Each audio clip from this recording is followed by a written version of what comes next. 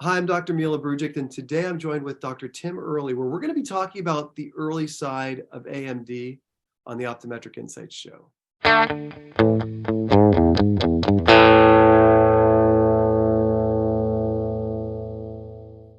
Okay, Dr. Tim Earley, welcome. Thank you for being here. Tim, for those that don't know a little bit about your background, give us a little bit about your background, your practice, and your passion. Thank you, Mila. So I am in a multidisciplinary practice in a little town called Medina, Ohio, about a half hour south of Cleveland. I've been in practice there for about 24 years now. And I've developed a mad passion for all things AMD, age-related macular degeneration. My journey began about 7, 8 years ago after my mom was diagnosed. And I've been taking it real deep when it comes to ways to be proactive and preventive with that disease in particular.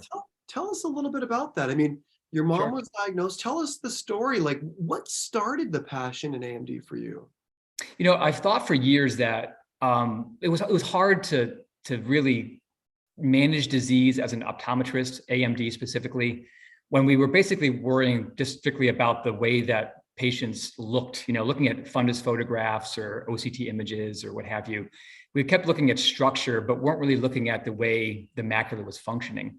So I got a call from my mom about 7 or 8 years ago. She lives out in the Poconos in Pennsylvania, and she'd been diagnosed by her local optometrist with AMD. And quite honestly, she called because she was scared.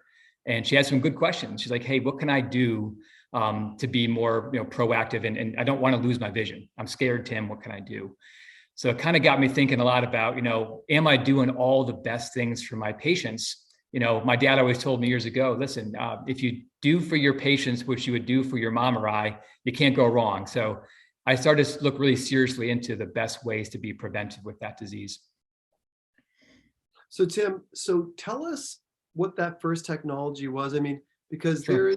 there's technologies that we have where we can assess function before structure, and then there's technology where we now can even monitor patients at a level that we've never been able to before, even when they're at home with even some of the later stage or the intermediate stage disease. So what are Yeah. you using in your office functionally to catch these people, and how is that influencing what you're really doing over time for these patients to treat them? Yeah, and that's an excellent question. And as I was saying, I was, I guess, disenfranchised by just following structure, and I was doing acuities, to follow AMD. And it's well known that by the time we lose vision, acuities, the disease is so far gone, it's hard to, put the toothpaste back in the tube, so to speak. So what we started doing about 5 years ago now is we started working with dark optometry as a way to test the functioning of the macula. And it's not old, it's not new technology. It's been around for quite some time, but around that time it became, it got to a point where it was available commercially. It's probably the best way to put it. We're able to buy a tabletop dark optometer. We put a small dark room in our practice. I kicked my marketing person out of her office and made a dark room. And we started actually testing patients to see whether or not their maculas not only were structurally sound, but also if they were functioning properly. And we were basically using subjective complaints. It's been well known that patients with a night vision complaint, oftentimes we were taught that they have potentially cataracts, but it's also a very common complaint of folks who have early macular degeneration. So we started to actively screen our patients, both with a screening our technicians would do, some questions, a questionnaire, asking about smoking history, family history of AMD, night vision complaint issues. And folks who had any of those issues at all were screened proactively to see if their macula was functioning well, doing dark adaptation testing. And the nice thing about the test too, Mila, is that it actually provides us a quantifiable number called the rod intercept, an RI it's called. And you can actually measure over the course of years whether or not the macula continues to function at a high level. So no different than using IOP to see if your treatment protocol for glaucoma is working. You can use RI as a way to monitor the functioning of the macula over time. So I found that to be very powerful. And it also changed the way we talk to patients about a proactive, a preventive approach to keeping their macula healthy from a supplementation standpoint, from a dietary standpoint, using protective eyewear, UV protection, blue blocking protection, those kinds of things.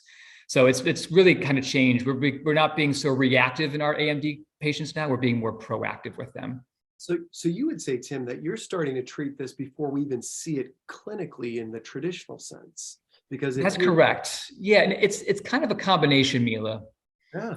We do have some folks, of course, that we've known have structural signs for years. We're definitely testing them with dark adaptation testing also, getting their baseline RI. And it kind of stands to reason that folks with more significant structural damage oftentimes show more more damage and a higher RI, worse dark adaptation scores. But over time, what we're finding is that we are really getting to a point in our practice where we're actually pre-screening anyone over the age of 50 or 55 to see whether or not their macula is healthy. I tell my colleagues, if you think about the way we do a comprehensive eye exam, how many screening tests do we do for glaucoma? We do IOPs, we do a cup to disc ratio, we do automated fields, but what do we do for AMD? Here it is, the leading cause of blindness in patients over 60. But how many tests are we doing to screen to see whether or not they have that disease? And the answer is we take a look at the macula, most of us. So having a functional test that we can screen folks with, and the way that the dark adaptation test works is that it has a screening test and a longer extended version for folks. So you can screen pretty quickly, even while the patient is dilating or while they're waiting for the doctor to come in the room. We can do these tests, without really messing up patient flow or affecting patient flow. So Tim, it sounds like you have a pretty good protocol for that early patient and detecting them early. And I think that sets a better long-term precedent for outcomes. I mean, it sounds like it, because you're just like anything, before you see structural changes, something's functionally going to change. And you're trying to catch those people at early phases. And it sounds like you have a good little protocol here to help those patients as well. Talk about what you're doing with the intermediate MAC degen patient to monitor those patients closer. Yes, that's something. It's funny, Mila, because when I look back on my journey through the last several years and getting more comfortable talking about AMD, I actually worked more often with those more high-risk patients early on because we had some tools there that were helpful. So by definition, the intermediate AMD patients are those with drusen that are 125 microns or larger, which it's funny because that's something we're like, well, how big is that? Just as a clinical pearl, I tell my colleagues 125 microns is roughly the diameter of one of the two branches of the central retinal vein as it comes into the back of the optic nerve there. So what I had found is that I would go back and look at fundus photos of patients that I called early dry for years. And lo and behold, lots of them had drusen way larger than 125 microns. They were actually intermediate dry patients. And we actually measure that with OCT technology. Yes, you can. Yes. So prior to my OCT, this is what I was doing. I was looking at that. And not all of our colleagues have an OCT either. So having another cheat that allows them to look and diagnose intermediate is important, because having intermediate AMD allows the technology to be prescribed that we've been using for quite some time as well. It's based on preferential hyperacuity perimetry. It's called a 4C home. And what this device does is folks who are at a higher risk to convert from, for example, intermediate dry to wet AMD can self-test at home. And it's basically a really, really sweet, very, very sensitive digitized Amsler grid. It's like an Amsler grid on steroids. It picks up changes in the structure and the shape, the topography, so to speak, of the macula with 30 times more specificity or sensitivity than an Amsler grid would, without the issues of patient noncompliance and all the other things we deal with Amsler grid. So this test is phenomenal. And the reality is that Medicare will pay for this device and monitoring services if patients have 26-year better vision in the eye they're testing, and they have to have intermediate AMD. So making that diagnosis is critical, because we can also, with these intermediate folks, find very subtle changes, find very early leakage, very early wet disease prior to them losing significant vision. So in fact, before I got on the call this evening, I was actually going through some OCTs. I had 2 patients alert on their 4C home this morning with their testing, and I was going through OCTs to see whether or not there was actually fluid there, just to make sure that we could make a good referral to the retinal specialist. So I'm happy to say one was a non-exudative alert. So this patient had a huge soft drusen that moved or changed shape. And one actually did have fluid there. So they're off to a retinal specialist tomorrow. So, yep. Great though that we have the technology to catch it sooner. Yeah. So it sounds like, Tim, you have this philosophical approach where you kind of have this spectrum of care that you're providing for the AMD patient. Not only are you catching early and trying to alter the long-term trajectory of the disease, but you're also taking these individuals that have AMD, that have this intermediate phase, and you're saying, all right, we know now the big risk is if you go wet, this is going to potentially be blinding, and we want to do everything we possibly can to prevent that. And as you're well aware, the sooner you catch these individuals, the sooner you treat them, the better their chances are of preserving vision. I love that philosophy, Tim. Yeah. Mila, what's interesting too is I feel like this is going to be, there's a lot of focus placed on there's a lot of innovations in every aspect of optometry right now. There's so many specializations in fields that are just, they're blossoming, whether it's myopia management or dry eye disease, great things. I really feel strongly too that the retinal diseases that our OMDs, our retinal specialists, don't have time to take care of, we need to own as well.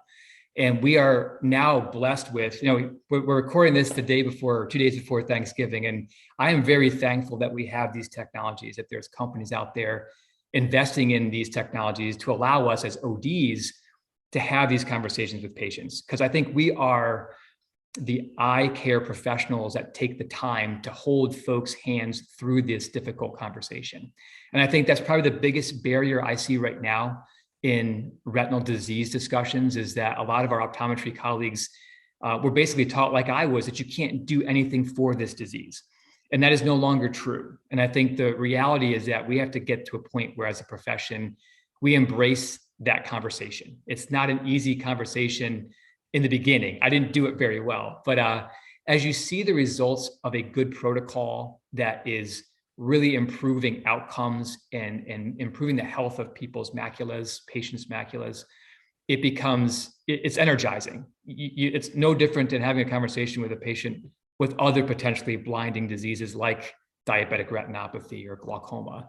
But I think AMD, it's one where if I lecture and ask our colleagues to raise your hand if AMD excites you and you enjoy, treating it and managing it, maybe a hand goes up out of 200. So I want to have that change. It'd be great to see 150 hands go up, just like it does with dry eye disease or myopia management. It's a difficult discussion. I get that. It's a disease, but it can be spun in a way that lets our patients know that, listen, we got your back. We've got a protocol here. We've got technology. We've got experience, and we've got industry partners that back this technology that will, we'll catch the slightest change in the back of your eye and make sure you get excellent care and so you can maintain functional vision. Great, Tim. Well, listen, Tim, we really appreciate your expertise on this topic. This is huge, and this is a quickly evolving space as well, too. Yeah. We'll certainly keep in touch with you to keep up to speed on what the nuances are with the new technologies as well. There's some cool stuff coming out, Mila. So yeah, if you want to ever have another talk about a couple of, I'll call them pipeline technologies that'll be out within the next year or two, it's pretty exciting for sure. We definitely will, Tim. We appreciate you. Thank you for being on. Hey, thanks so much for having me. It was a lot of fun. Appreciate it. Thank you all for joining us on this episode of the Optometric Insights Show. Hi, friends. This past December, I was asked to participate at the Ophthalmology Innovation Summit. This coming March 1st, the OIS is hosting the Ophthalmic Innovation Summit at SECO. And since I love what they're doing, I asked them if I might have a discount code for my podcast friends. If you use the discount code OI Podcast, that's the letters OI, the word podcast, you'll get $100 off of your registration. Again, that's OIPODCAST, OI Podcast at checkout.